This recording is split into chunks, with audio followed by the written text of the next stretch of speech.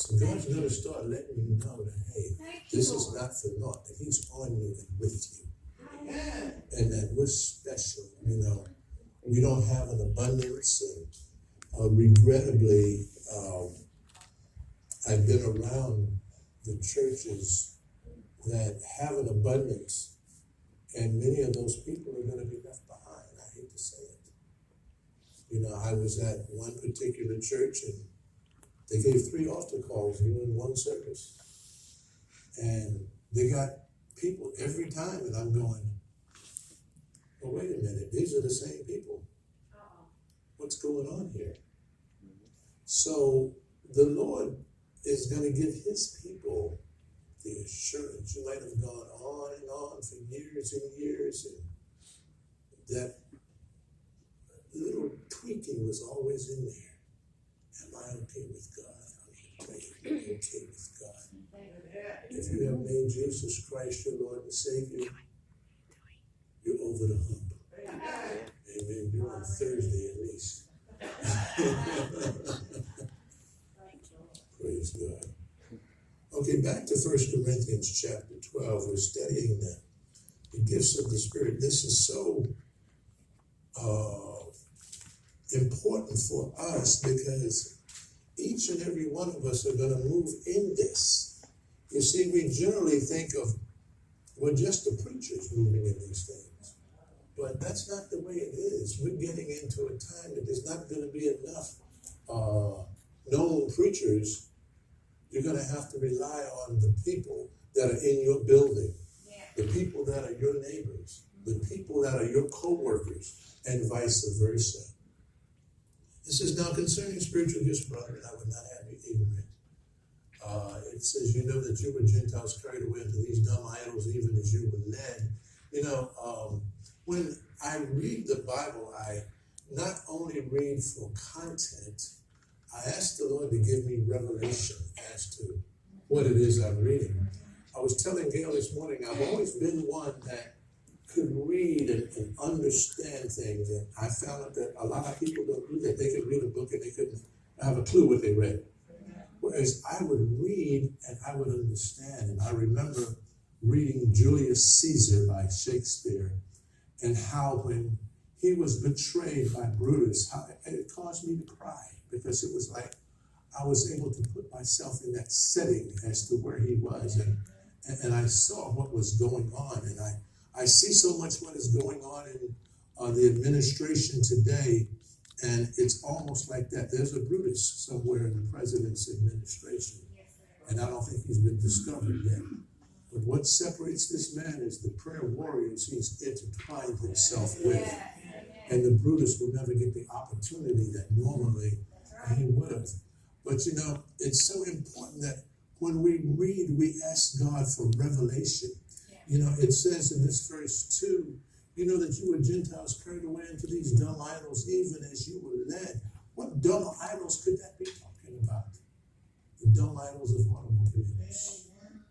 The dumb idols of the party, the dumb idol of the cigarettes, the booze, the drugs. I was following the life of Nat King Cole.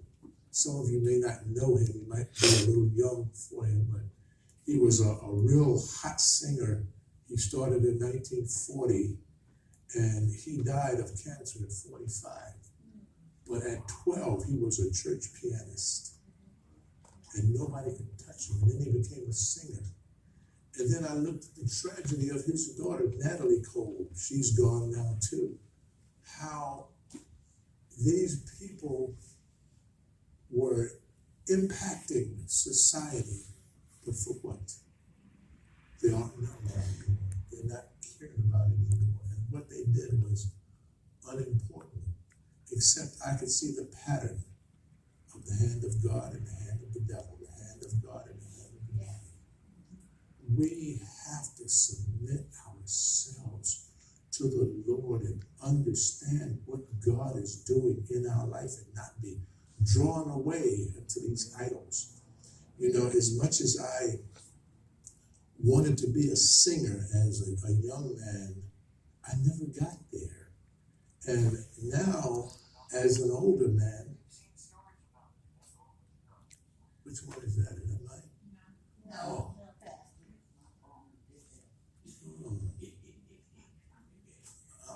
Oh, well, let me shut up here. I'm about to say something. Hallelujah. God is good. Amen. Hallelujah.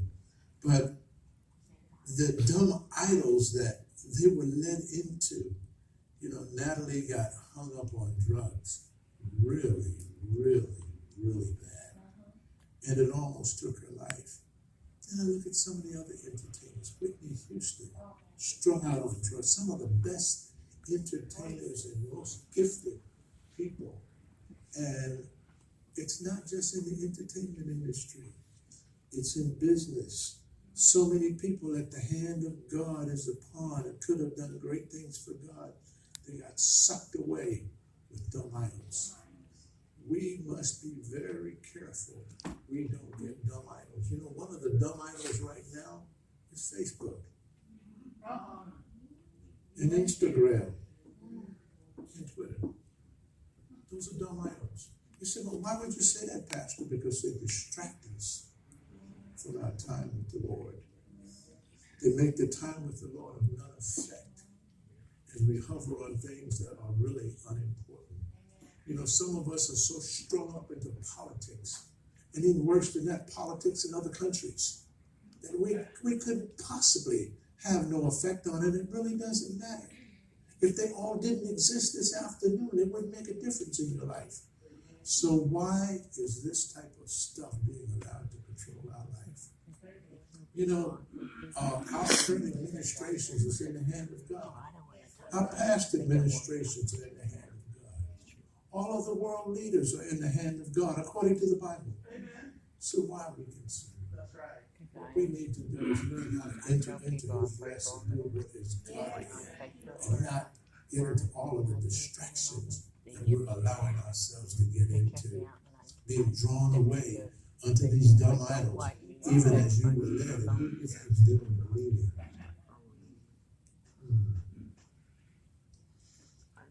Verse 4 says, now there are diversities of gifts, but the same Spirit. There's different gifts. And there are differences of administrations. Now, we have some very renowned men of God with us. There's Raul, there's Leland, there's women of God, there's Pastor Gale.